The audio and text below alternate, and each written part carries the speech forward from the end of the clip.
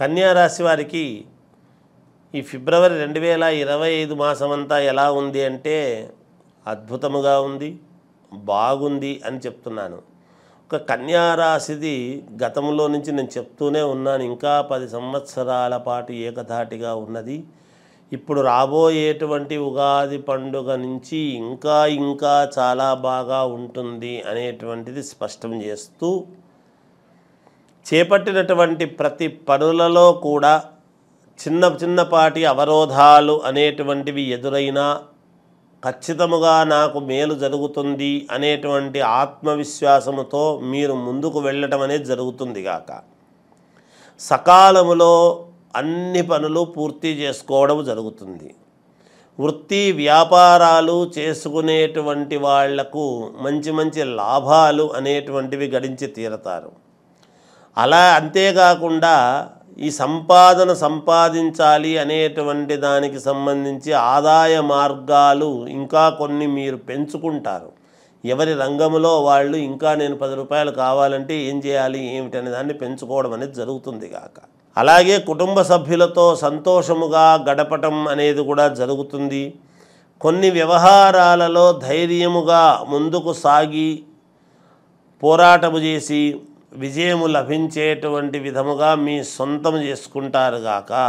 ధైర్యంగా ఏ పనైనా ఇంకొకరితో పనేముంది, నా మొండి ధైర్యం నాది అని ముందుకు వెళ్ళి అన్నీ చేసుకుంటారు. నూతన వాహన కొనుగోలు ప్రయత్నాలు చేస్తారు, అవి ఫలించి తీరుతాయి గాక.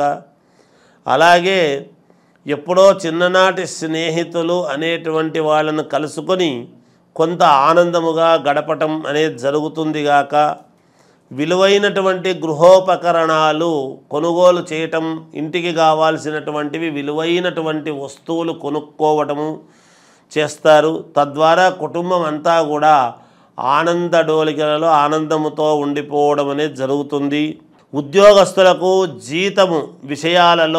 జీతభత్య విషయాలలో పురోగతి సాధిస్తారు. అంటే ప్రమోషన్లు వస్తాయి, శాలరీలు పెరుగుతాయి, పదోన్నతులు పెరుగుతాయి, ఉన్నతమైనటువంటి స్థానానికి వెళతారు.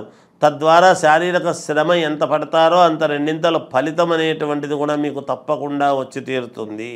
అలాగే అప్రయత్నముగా నూతన అవకాశాలు ఉద్యోగస్తులకు లభించటం.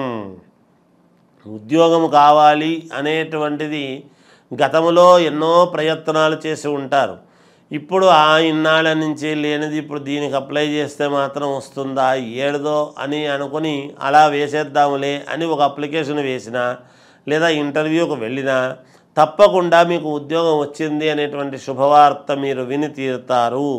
ఇంతకాలం జరగలేదు అనేటువంటి బాధలో ఉంటుంది, కానీ ఇప్పుడు అలా కాదు, ఖచ్చితంగా వచ్చి తీరుతుంది కాక. అంతేకాకుండా గృహ నిర్మాణ ప్రయత్నాలలో అవరోధాలు అనేటువంటివి వచ్చినా తొలగించుకొని ముందుకు వెళ్ళేటువంటి విషయముగా ఉంటుంది. విలువైనటువంటి వస్తువుల విషయంలో జాగ్రత్త వహించుకొని చాలా జాగ్రత్తగా ఉండాల్సినటువంటి అవసరము ఉన్నది మీది. అంతేకాకుండా ఎవరితోనైనా మాట్లాడేటప్పుడు చేసేటప్పుడు జాగ్రత్తగా ఆలోచన చేసి మాట్లాడండి, మేలు జరుగుతుంది. రాజకీయాలలో ఉండేటువంటి వాళ్లకు అద్భుతమైనటువంటి అవకాశము ఉంటున్నది. అంటే మీకు ఒక పదవి రావటం కానీ చేయటం కానీ ఇలాంటివి ఏమైనా జరగవచ్చును. సినిమా రంగంలో ఉండేటువంటి వాళ్లకు, సీరియల్స్లో నటించేటువంటి కళాకారులకు మహాద్భుతముగా ఉన్నది. అంతేకాకుండా ఫైన్ ఆర్ట్స్ అంటే వీణ వాయించడము, ఫ్లూట్ వాయించడము, లేదా సితార్ వాయించడము, మృదంగము, తబలా ఇలాంటివి, నాట్యము, గాయకులు, అనేక రకాల కళాకారులు ఉంటారు. వీళ్ళందరికీ కూడా కన్యా రాశి వాళ్లకు చాలా అంటే చాలా అనుకూలముగా ఉన్నది. ఎన్ని లక్షల కోట్ల రూపాయలు అప్పు ఉండినా మీరే తీర్చుకునేటువంటి విధముగా మీ అడుగులు ఉండబోతున్నాయి. ఆత్మవిశ్వాసముతో ఉండండి, మేలు జరుగుతుంది. విద్యార్థులకు చాలా యోగదాయకముగా ఉన్నది. విదేశాలకు వెళ్ళాలి అనుకునేటువంటి వాళ్ళు ప్రయత్నం చేయండి, తప్పకుండా వెళ్ళి తీరుతారుగాక, సందేహం లేదు. అది ఈ కన్యా రాశి వాళ్లకు మాత్రము చాలా అద్భుతముగా ఉన్నది. మీ వ్యక్తిగతమైనటువంటి జాతకాలు చూసుకోండి, ఇంకా మేలు జరిగే అవకాశాలు ఉన్నాయి. అని తెలియజేస్తూ మహాశివరాత్రి అంటే మనము మామూలుగా శైవ ఆలయాలకు శివాలయాలకు అందరము భక్తజనం అంతా కూడా వెళ్ళటం చేయడం చూస్తూ ఉంటాం. ఏ పండుగ వచ్చినా అలా విష్ణుపరమైనటువంటి పండుగలు వచ్చినా వెళతాము.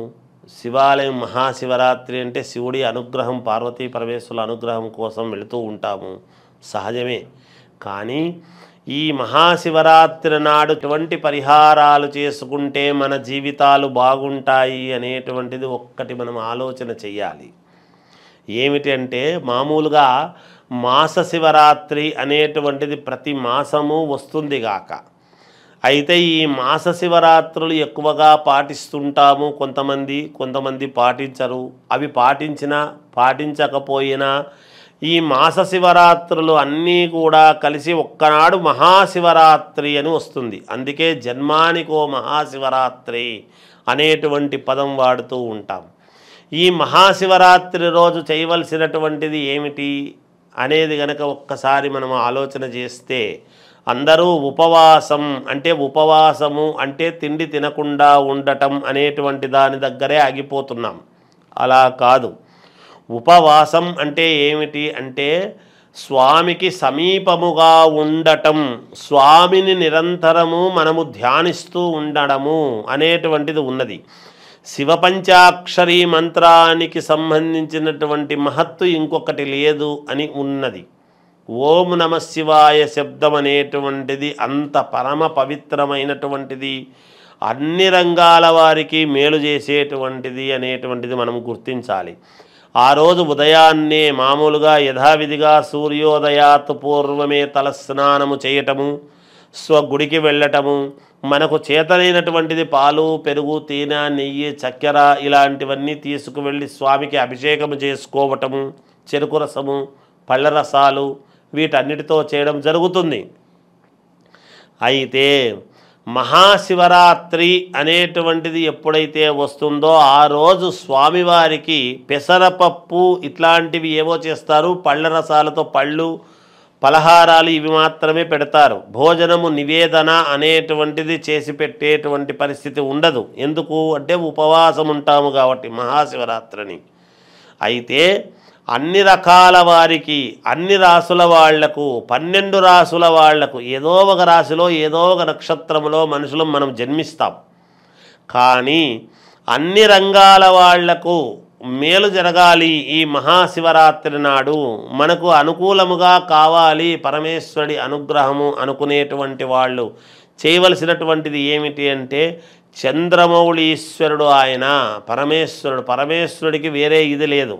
కనుక మీరు చేయాల్సింది ఏమిటి అంటే ఆ మరుసటి రోజు ముందు రోజు ఆ రోజు ఇచ్చినటువంటివి మరుసటి రోజు ఉపయోగపడేటువంటి విధముగా ఇవ్వవలసినటువంటిది 1 కిలో బియ్యము, 1 కిలో బెల్లము. ఈ 2 బియ్యము బెల్లము 2 ఎప్పుడైతే మీరు తీసుకువెళ్ళి దానములాగా ఇస్తారో తప్పకుండా పరమేశ్వరుడు పార్వతీ పరమేశ్వరుల యొక్క అనుగ్రహము మీకు పరిపూర్ణముగా కలుగుతుంది.